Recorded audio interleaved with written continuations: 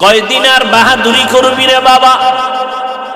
যত বড় বাহাদুর দাবি করো, নমরুদের মতো বাহাদুর হতে পারবি না, ফেরাউনের মতো বড় বাহাদুর হতে পারবা না, সাদ্দাত কারুন হামানের মতো বাহাদুর হতে পারবা না। আমার আল্লাহ ওই নমরুদের মতো বেঈমানের ধ্বংস করতে একজন ফেরেশতাও পাঠায় নাই, একটা অসুস্থ মশা সাথে জুতা। এই যুবকেরা, সে আল্লাহ আসেনি?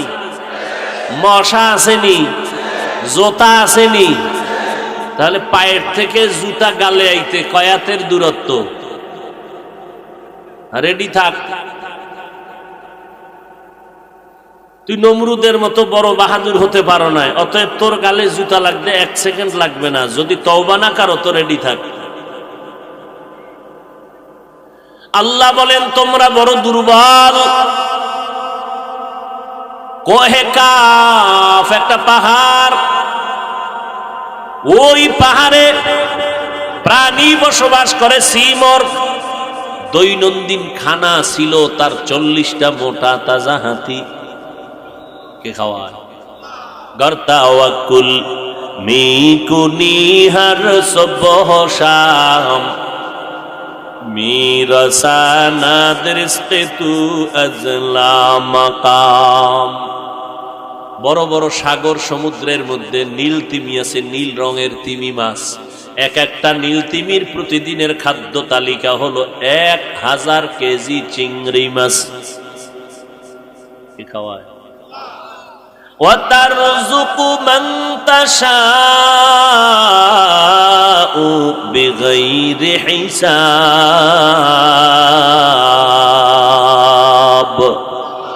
রিজিকের মালিক কে? কয়দিনের জন্য? দুনিয়ার কোন মানুষের আল্লাহ রিজিকের মালিক বানায় নাই। এই দুনিয়ার মানুষেরা আল্লাহ রিজিকের মালিকানা রেখেছেন, তার কাছে এত ভয় কেন পাও? হায়াতের মালিক আমার আল্লাহর হাতে, দুনিয়ার কারো হাতে হায়াতের চাবি দেয় নাই, এত ভয় কেন দুনিয়াওয়ালারে পাও? ডাক্তার মানুষেরই সুস্থ বানায়, ডাক্তার সুস্থ বানানোর মালিক না। যদি মালিক হইতো ডাক্তার অসুস্থ হতো না। মরণ দেওয়ার মালিক আমার আল্লাহ, কোন মানুষের হাতে নাই। অতএব দুনিয়াওয়ালার এত কেন ভয় পাও? ওই আল্লাহর মোহাব্বত অন্তরে জমা করো। দুনিয়াতে জান্নাতটা কামাই যদি করতে চাও, একা একা পারবা না, কারণ তুমি আমি জন্মগত দুর্বল। আবার যেই দুনিয়ার জমিনে বৈশা আমল করব, সেই জমিনটা বড় নাপাক। চোখ দুইটা যেদিকেই ঘুরাই, গুনা গুনা গুনা গুনা গুনা। আজ এই রূপসা এলাকার ভেতরে বেহেশতের বাগান, যেই বাগান সম্পর্কে আমার পয়গম্বর বলেন এত দাম, এই বাগানে বসার সাথে সাথে সবার গুনাহ মাফ হয়ে গেছে। কিন্তু এরপরেও ভয় লাগে। কত কপাল পোড়া বাড়ির থেকে বলে আসছে রূপসা স্ট্যান্ডে বয়ানে যাই, কিন্তু কপাল বড় খারাপ।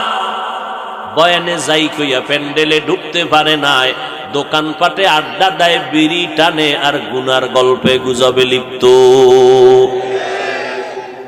আর এক দল প্যান্ডেলে বৈশাও কপাল খারাপ, মোবাইল নিয়ে ব্যস্ত, বয়ানটা কলবে ঢুকাইতে পারল না। আর এক দল কপাল ভরা বয়ানে বসছে ঠিক, কিন্তু মোনাজাত না দিয়ে চলে যাবে। কান্না নাই, তওবা নাই। আসছে যেমন চলেও তেমন যাবে, কান্না নাই, তওবার সুযোগ নাই। কিছু কিছু কপাল পোড়ারা দেখবা ইচ্ছা কইরা চলে যায়, কারণ বুঝতে পারে এখন বুঝি হুজুরে কান্দাইব, তওবা করবে, আমি হাত তুলতে বলবে, আর আগেই ভাগি। আবু জাহাল মোনাজাতের আগে চলে যায় কপাল পোড়া। 2 ঘন্টা বসিয়া বয়ান শুনে 5 মিনিটের জন্য বসিয়া মোনাজাতটা দিতে পারে না, কপাল পোড়া। এই মোবাইল নিয়ে যারা ব্যস্ত হয়ে গেছো রে বাবা, তোমার কপাল বুঝি খারাপ হয়ে গেছে।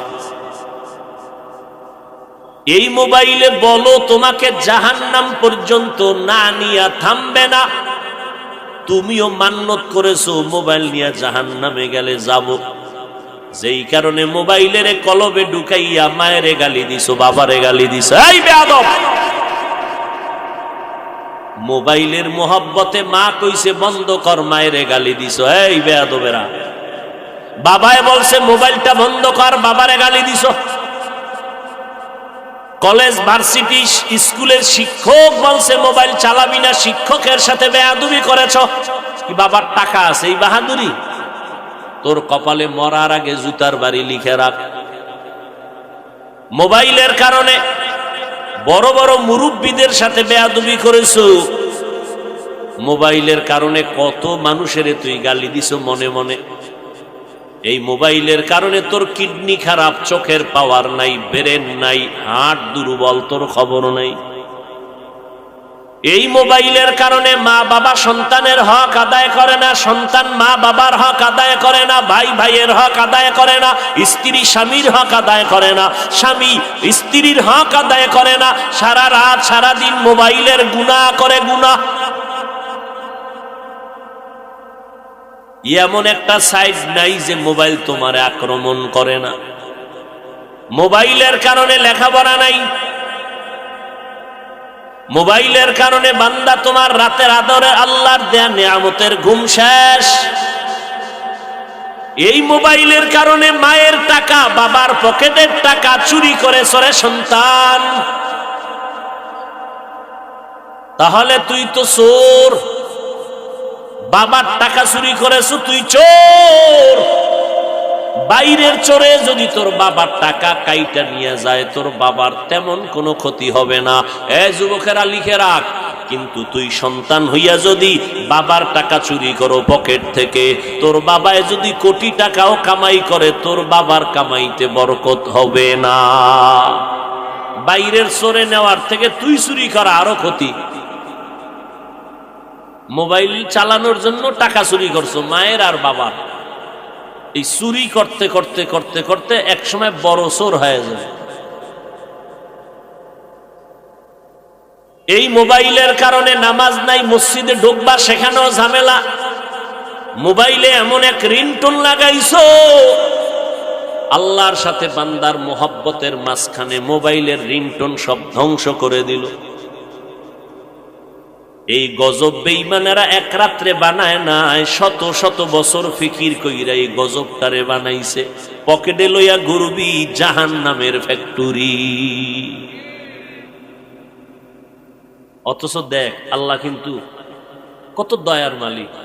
দুনিয়ার মানুষের এমন সুন্দর সুযোগ দিয়েছে যে মোবাইল কেমন একটা জিনিস যে তুই মোবাইলটা খুললেই যে দেখবি গুনাহ, তা না। তুই কোরআন তেলাওয়াত শুন, মক্কা শরীফের ইমামের তেলাওয়াত, মদিনা শরীফের ইমামের তেলাওয়াত, আমাদের আহলে হক আলেমদের কত সুন্দর বয়ান, এটিও তো আছে। এটি শুনবে না? এখানেও তো একটা পরীক্ষা যে রাস্তা দুইটাই কিন্তু আছে, তুই কোন দিকে ঢুকতেছ। সারাটা রাত কানের মধ্যে গানের তার লাগাইয়া ঘুমাও, আজরাইল যদি আইসা দেখে তুই গান শুনতেছ, কবরে কি উপায় হবে? তুই তো হিন্দু না, তোরে বুঝাইতে আমার এত কষ্ট হবে কেন? তুই তো ইহুদির বাচ্চা না, তুই তো আদমের সন্তান, তুই তো বান্দরের বাচ্চা না, তোরে বুঝাইতে কষ্ট হবে কেন? তা মুসলমান দাবি করিস না, ঝামেলা নাই। মুসলমানও দাবি করবি, আবার গাঞ্জাও খাবি, মদও পান করবি। ইসলামটারে তোর বাবার কেনা সম্পদ মনে করেছো, যেমন মনে চায় তেমন চালাবি। তোর মতো মুসলমান রসুলের দরবারে না গেলে রসুলের কি ক্ষতি হবে? তোর মতো গাঞ্জাখোর মদখোর আমার রসুলের না মানলে রসুলের কি ক্ষতি হবে? ইসলামটারে নিয়ে চালাকি করো না, রাবারের মতো টাইনা যে যেদিকে নিতে পারো নিয়ে যাও, আর বলে এটাই ইসলাম। ইসলামটারে এত সোজা মনে করলা? মদিনার ইসলাম তো এত সহজ না যে তুমি গাঞ্জা খাইয়াও কবা আমি ইসলাম মানি। মদিনার ইসলামে এত অপবিত্র না। তুমি দাড়ি কাইটা বলবা আমি মুসলমান না, মদিনার ইসলাম এটা সমর্থন করে না। তুমি ইসলামটারে এত খাটো করো কেন? অথচ ইসলাম গোটা দুনিয়ার মধ্যে পবিত্র একটা আদর্শের নাম। বেঈমানেরা ইসলামের আদর্শ দেখলেই মাথা নত করে ফেলবে, অথচ কিছু কিছু মুনাফিক মুসলমানের চরিত্রের কারণে বেঈমানেরা ইসলামের আদর্শ দেখা তারা হাসে। জান্নাত পাওয়া সোজা না, এতক্ষণ আলোচনা কলবে ঢুকলে টের বাবা জান্নাত কত কঠিন। জান্নাত পাওয়া যদি সহজ হইতো তো আবু বকরের মতো সাহাবী জান্নাতের টিকিট পাওয়ার পরেও সারাটা রাত্র নামাজে কাঁদলেন কেন? ও ইসলামের ব্যানারওয়ালা বাতেলেরা, কালা চশমা লাগাইয়া হুজুরে লাইভে আইসা কয় এত কান্না লাগে না। জবাব দাও, সাহাবায়ে কেরামের থেকে বড় মাওলানা তুমি, আবু বকরের থেকে বড় যোগ্যতা তোমার। জান্নাতের টিকিট পেয়েছে আবু বকর। রাতের বেলা নবী কান লাগায় শুনে মসজিদে নববীর মধ্যে কান্নার আওয়াজ, নজর লাগায় দেখে কেউ না, আবু বকর নামাজে দাঁড়ায় কাঁদতেছে। মদিনার নবী বলেন আবু বকর কাঁদেন কেন? কয় জাহান্নামের আযাবের ভয়। নবী বলেন জান্নাতের টিকিট তো আপনার 10 জনের নামে আল্লাহ পাঠাইছেন, আপনি তো প্রথম সিরিয়ালে আছেন, এত কাঁদেন কেন? আবু বকর বলে নবী আপনিই তো কিয়ামতের বয়ান করেছেন, কিয়ামতের ময়দান এমন কঠিন হয়ে যাবে, জমিনটা হবে কিয়ামতের মাঠ, সিরিয়ার জমিন হবে আল্লাহর আদালত। সমস্ত মানুষ দাঁড়াবে উলঙ্গ। আল্লাহ পাক রাগান্বিত একটা আওয়াজ দিবেন, লিমানিল মুলকুল ইয়াউম লিল্লাহিল ওয়াহিদিল কাহ্হার। আল্লাহ বলবেন আজ দুনিয়ার এ রাজা বাদশারা, এ বাহাদুরেরা বল, হাসরের ময়দানের বাহাদুরি আর রাজত্ব কার? কেউ কথা বলতে পারবে না। আল্লাহ পাকের আওয়াজে হাসরের ময়দানটা থরথর করে কাঁপা শুরু হবে। আমার আল্লাহ আবার নিজেই জবাব দিয়ে বলবেন লিল্লাহিল ওয়াহিদিল কাহ্হার। আজকের দিনের রাজত্ব মহারাগে রাগান্বিত আল্লাহর। ওই হাসরের ময়দানে সূর্যকে আল্লাহ বলবে নিচে নাম, যত তাপ আছে সব তাপ জমিনে ছাড়িয়ে দাও। সূর্যের তাপে জমিনটা মাটির জমিন পুড়িয়া তামা হয়ে যাবে। অন্যদিকে জাহান্নামের আওয়াজ, জাহান্নাম বলবে আল্লাহ বেনামাজি গুনাহগার গুলো তাড়াতাড়ি আমার পেটের মধ্যে দাও, পেটে বড় ক্ষুধা। ও নবী আপনিই তো বলেছেন ওই হাসরের ময়দান এত কঠিন হবে যে নবীদের কোনো গুনাহ নাই, সেই নবীরা পর্যন্ত নাফসি নাফসি বলে কান্না করবে। ইব্রাহিম নবী কাঁদবেন আল্লাহ আমারে বাঁচাও, মূসা নবী কাঁদবেন আল্লাহ আমারে বাঁচাও, ইব্রাহিম নবী কাঁদবেন আল্লাহ আমারে বাঁচাও, ঈসা নবী কান্না করবেন আল্লাহ আমাকে বাঁচাও। উম্মতের কথা মূসা নবী ভুলিয়া যাবেন, ঈসা নবী উম্মতের কথা ভুলে যাবেন, ইব্রাহিম নবী উম্মতের কথা ভুলিয়া যাবেন। সবাই কাঁদবেন নবী আমাকে, আল্লাহ আমারে বাঁচাও। আম্মা জান আয়েশা রাদিয়াল্লাহু আনহা বলেন মায়ার নবী আমার রুমের মধ্যে বসে বসে দেখলাম গুনগুন গুনগুন করে কান্না করেন। আমি আয়েশা বললাম নবী আপনি কেন কান্না করেন? বলে হাসরের ময়দানের আযাবের ভয়ে কান্না করি। কেমন আযাব যে নবীরা পর্যন্ত উম্মতের ভুলিয়া নাফসি নাফসি বলে কাঁদবেন। ওই সময় আম্মা জান বলেন আয়েশা বলেন নবী আপনি কি করবেন এই মুসিবতের সময়? মায়ার নবী বলেন ও আয়েশা আমি রহমতের নবী মাকামে মাহমুদে আল্লাহর আদালতে সিজদায় পড়ে কাঁদবো, আমাকে বাঁচানোর কথা বলবো না, আমি আল্লাহর কাছে কান্না করে বলবো আল্লাহ আমার উম্মতের বাঁচাও, আমার উম্মতের বাঁচাও, একটা উম্মত যেন জাহান্নামে না যায়। নবীজির কান্না দেখে আমার আল্লাহ বলবে, নবী আপনি কাঁদবেন না, আপনার উম্মত গুলো বাছাই করে করে জান্নাতের পথে নিয়ে যান। আম্মা জানা এসে বলে, নবী আপনি কোটি কোটি মানুষের মধ্যে চিনবেন কিভাবে আপনার উম্মত?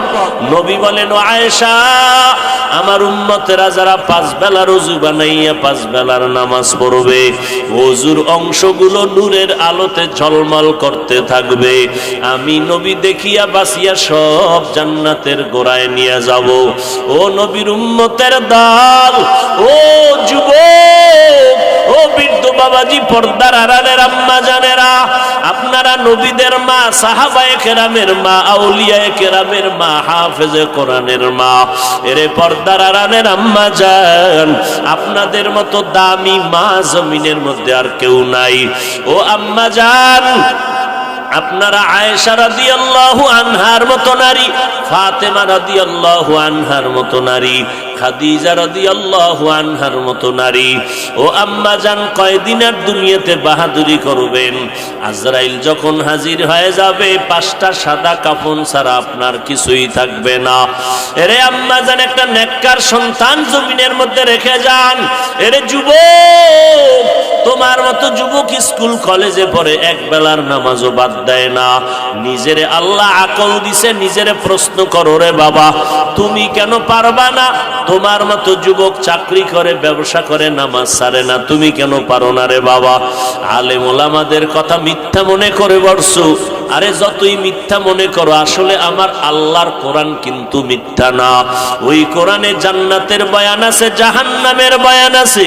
জান্নাতে কারা যাবে তাও আল্লাহ বলেছেন, জাহান্নামে কারা যাবেন তাও আল্লাহ বলেছেন।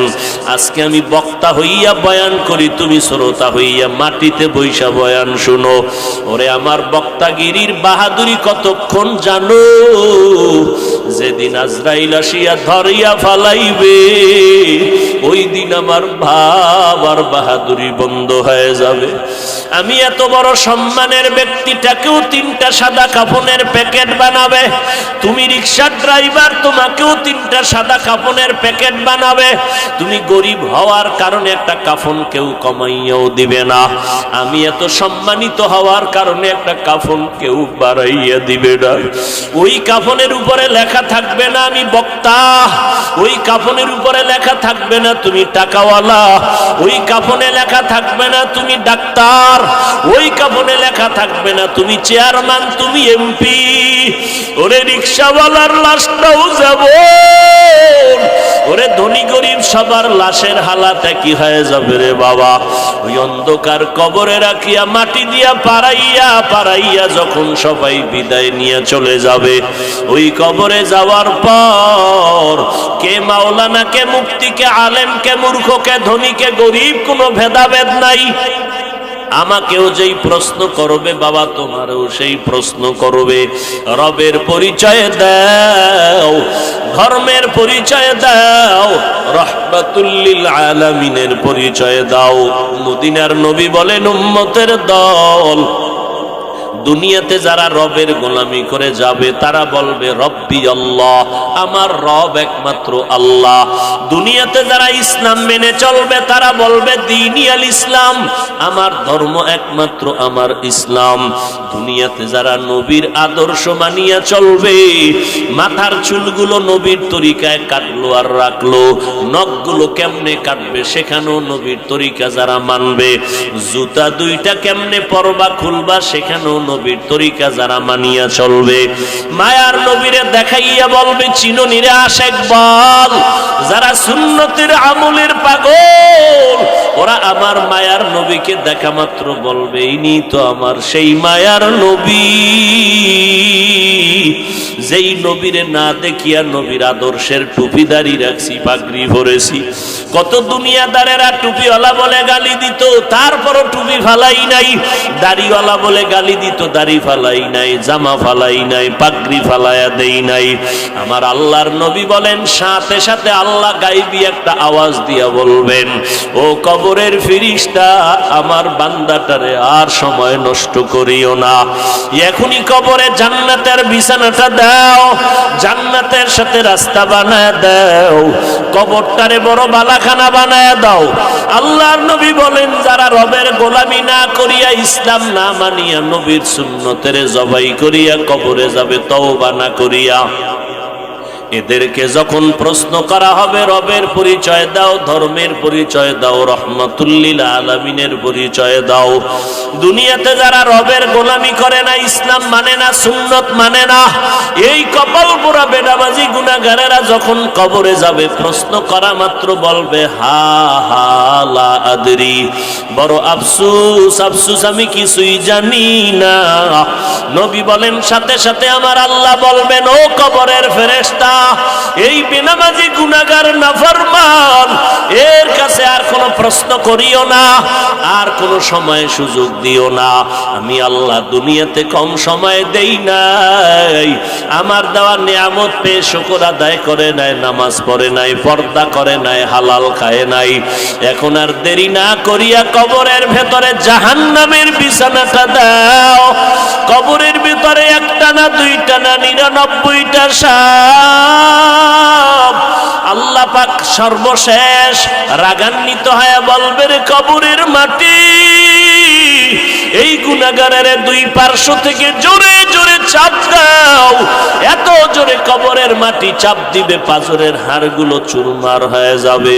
ও আল্লাহর বান্দারা কই, টাকাওয়ালারা কই গেল, বাড়িওয়ালারা কই গেল, বাড়ি ভরে রইল, বাড়িওয়ালারা কেউ নাই। ও আল্লাহর বান্দা, যত বড় বাহাদুরি করো, 3টা সাদা কাফন ছাড়া কবরে কিছুই নিতে পারবা না। আল্লাহর কাছে তওবা করো, আল্লাহর সাহায্য ছাড়া চলা যাবে না, কারণ আমরা বড় দুর্বল, আমার আল্লাহ সবল।